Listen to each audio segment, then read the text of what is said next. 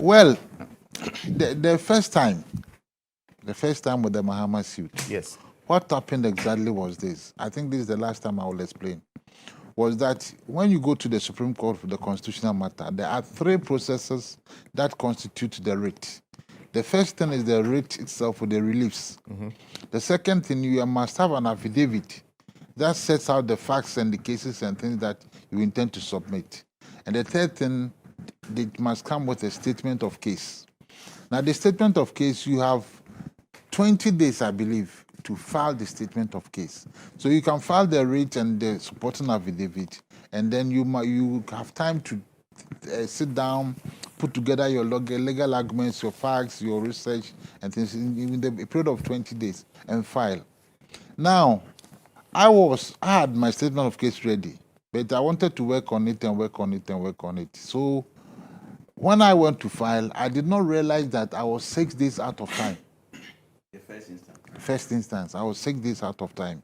So I filed all right. We went to the Supreme Court, and then my senior lawyers, Tonelita and the veritable, is a great man, Tadio Sorry, raised an issue as to the time frame that it should be knocked out. You see, before we went there, the Supreme Court had decided on a case. I think it concerned Mahama Yarega, and the lawyer in that case was Tadio Sorry. And he was 1 day late, 24 hours late, and the Supreme Court knocked him out. So then this lawyer who is coming and quoting his own case before the same Supreme Court and said, when I was 24 hours late, you knocked me out. Yeah. This man is 6 days late. So that's how come. So the Supreme Court has discretion. They could have gone against their own decision, but it would have been so unfair in the Mahama case. So they said, okay, go, but there's liberty to reapply. So they sent me away. Then when they sent me away, I thought it was an opportunity to rework on my statement of case again. So I said, okay, then I'll come back in January. And so we met in court, myself and Mr. Tadio Sorry, and said, what's happened to your case? Oh, I'm going to file again in January. So you're going to give me a lot of work. I said, oh, I will come back. So by 1st of February, I was back. Now, Wednesday. What happened on Wednesday? Yes, you were in court on Wednesday. On Wednesday. We're expecting to hear your case. On Wednesday, when you are going to court, you have certain normal expectations. The business for today, for that day that had been slated, was that the Attorney General was out of time with filing its own statement of case in response to my own. The Attorney General had, I think, 14 days or so to reply, and he was way out of time. So he had brought a motion to be given leave to file a statement of case in response to me out of time. So that was the business for the day. When I got the hearing notice, I had been preparing an amendment motion to go and amend 2 reliefs on my writ. So I also for them filed a motion to amend the 2 reliefs. I filed the motion, I think last week, Thursday or so, to amend. And then we have what we call memorandum of issues. I was expecting that if the Supreme Court was moved very fast, we could then also address the issue of memorandum of issues, because I'm aware that Mr. Tonelita, and then Mr. Tadio Sorry had already filed their memorandum of issues. So the Supreme Court can go ahead and say, Ken, why have you not also filed the memorandum of issues? Because your people have already done so. So those were the 3 things I expected to happen. When we went to the Supreme Court, the judges in their wisdom realized that there were 2 motions on the docket, the Attorney General's one and my own. But if I were to amend my reliefs and amend my statement of case, it means that the other 3 sides, the other 4 sides, have to also come and amend their statement of case. So they told the Attorney General that let this man move his motion, amend his reliefs, and then you can then work on the whole thing again and bring it. So that was exactly what happened. The Supreme Court has no interest at all in matters that come before it. They have no interest. They are an impartial arbiter. So when you come, if you read some of the reports, I have been ordered. It's as if the Supreme Court believed that what you filed was not enough. So they are not interested. They are not interested. I sent a motion there. In fact, the motion was not due as at the day it was moved. But the Supreme Court realized that they also wanted to save time and save everybody unnecessary work.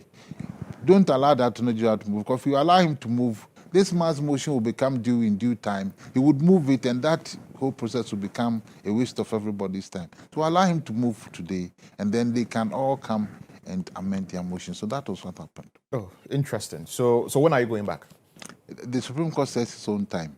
Its own time. Yes, I took the amended reliefs and the amended rate to the registry yesterday. That is what my clerk tells me. And you go back this morning to go for my official copy. Okay. So, all right. I had up to today to file. So you still so in all of this, I'm a permanson. So no wonder you were a lawyer. As soon as they gave me the order, I came home very quickly. We prepared it, and by 12 yesterday, he was there. He worked with them. Okay. I think this morning you have a copy of it. No wonder. So you still believe that President Mahama is not eligible? He's not eligible. Very interesting. I think this is not official. It was by way of commentary that came up in the Supreme Court. One of their ladyship's made the point that why don't you leave this retired gentleman to relax? Kofor is relaxing, and these people are in retirement. They are there. So why are you suing them and co? So the Attorney General want to take advantage and say that then John Mahama and President Kofor should be struck off the list. But you see, the employment of the word retired has connotations. So immediately, Tonelita said, no, John Mahama is not retired, though. He's not retired. It has connotations because if you are retired. If you are retired, interesting. Okay, we'll see how the case. It's an interesting case. We wait. Yeah, I have done what I believe to be my national constitutional duty. I've managed to put these issues before some of the biggest brains we have in our country. If they said I should go for it, well and good. If they decide no, I'll be vindicated. Okay. But whatever happens, I think I've done what I need to do. I can now relax. Okay. It's also been said that you are on this. But just to say that, I am a bit curious. My friend and brother Ken is handling his own case. I have realized that many lawyers, or most lawyers, or almost all lawyers, when they have cases, they get lawyers to stand. But he wants to represent them. Himself. But he is representing himself. I don't know why. No, it's allowed. I know, but I don't know.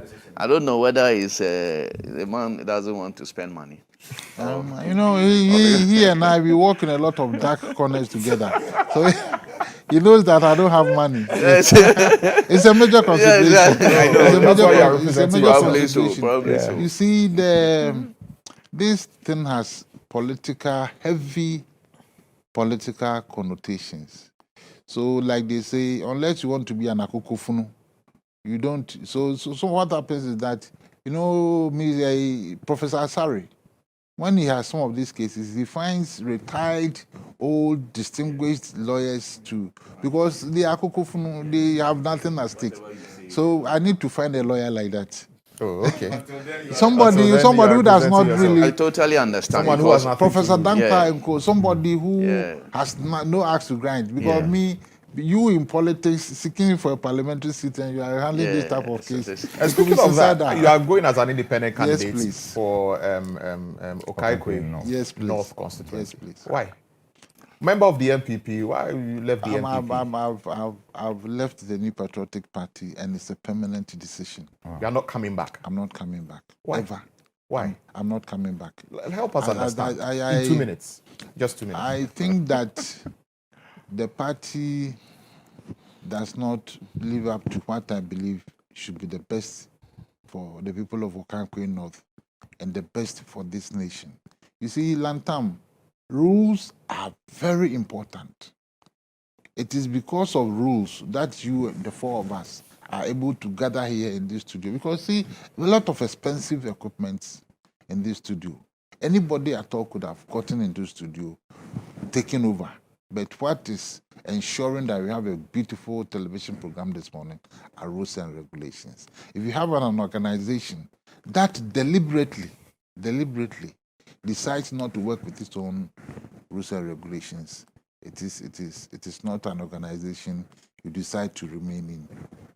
Okay. Lantam, we'll see about that. I think my friend, my brother is so unfair to the New Patriotic Party on this matter. we had this debate a few months ago, myself and him, on this matter. That I do not see. I have seen NPP's constitution. I have the national constitution, the 1992 constitution. I don't see any provision that was breached or has been breached in the matter of Korankye North. No, none whatsoever. None. He is here. He has not quoted any provision of NPP's constitution, any provision of 1992 constitution that has been breached. Can I that has been breached. Can I reply? Because when it's done, you can. Because well, the last time we were here, he talked to people who have been imported from other places to come and contest when they are not qualified. Yeah. And he even cited that one day NPP will bring Burkina Faso to come and say that they should vote. And I'm saying that national constitution does not allow foreigners to vote. And therefore, NPP will not be able to do that. In the matter of the person he is alleging that NPP has brought to come and contest, who is not from that place, Dokwa, current MP for, what's the name? Ikuapem North. Yes, Ikuapem North. That, why? What stops the woman, the lady from contesting Korankye North? What provision stops her? What provision stops her? You may raise moral issues and all that, but that is not, why? Who says we are doing morally? We want to elect a pope in this country. If it is a moral issue, nobody probably qualifies to contest elections in this country. But the Constitution says, gives who is qualified to contest in a particular constituency. There are two things. If you take, for instance, the CI 127 that deals about elections. Look, you either have to be an ordinary resident, or you hail from that area. If me today, I live in Accra here, I go to Lambusie. I have never voted in Lambusie. I have voted in Accra all my time. If today I go to contest in Lambusie, nobody can stop me from contesting because that's where I come from. That is it. So you have to check whether the person who has come to register there is resident there or not. If he's not resident there, then you raise issue. He has not told us that. In the matter of coming from one constituency to another, I cited the case of Ken Korankye, Honorable Ken Korankye, who contested in 1992 in Ayawaso West Wogon. Whilst he was still an MP, he went and contested NDC's primaries in Volta region. South Tongo, so I think South Tongo. I'm not sure about the constituency. But in Volta region, whilst he was MP for Ayawaso West Wogon, he contested primaries of NDC and he won. In 1996 elections, he became an MP for that constituency. So there's a precedent in this country. Okay. Yes. Okay, what's your response to that? Okay. When you pick the nomination forms that we filed, the first requirement on it is your name.